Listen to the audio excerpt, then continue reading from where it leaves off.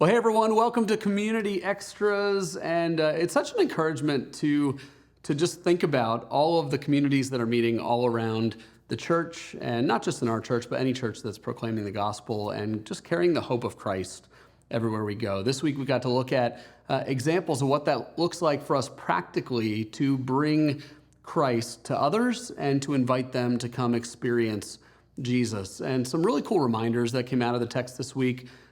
First, just this opportunity that we have to say, come see what God is doing. Jesus says, come and see. Later on, as Philip is inviting Nathanael, he says, come and see. And many times that's our invite, right? So one of the reasons that this week, you got those mugs that we gave away this week, and it's a great opportunity to say, hey, I want you to come on Easter and just see what God's doing. Come check out our church. And our hope and our prayer is that those would be better than just a gift or something, filled with some goodies, but that it would really lead to life. We've seen it happen numerous times throughout the church. People say, I got a mug, and maybe I got 3 mugs over the course of a couple of years, and I finally came on out. Now, we actually saw people who got a mug and then responded to Jesus, surrendered their life to him, and then were baptized, and now are among his people who are sharing a mug with someone else now. And, it's a simple thing that God can use, but it's a way of saying, come see who Jesus is, breaking down barriers, giving someone an opportunity. We also saw as sharing and making Jesus known takes different forms. It also says, hey, not only come see what God is doing in other people, but also this is who Jesus is to me. This is what I've found in my experience.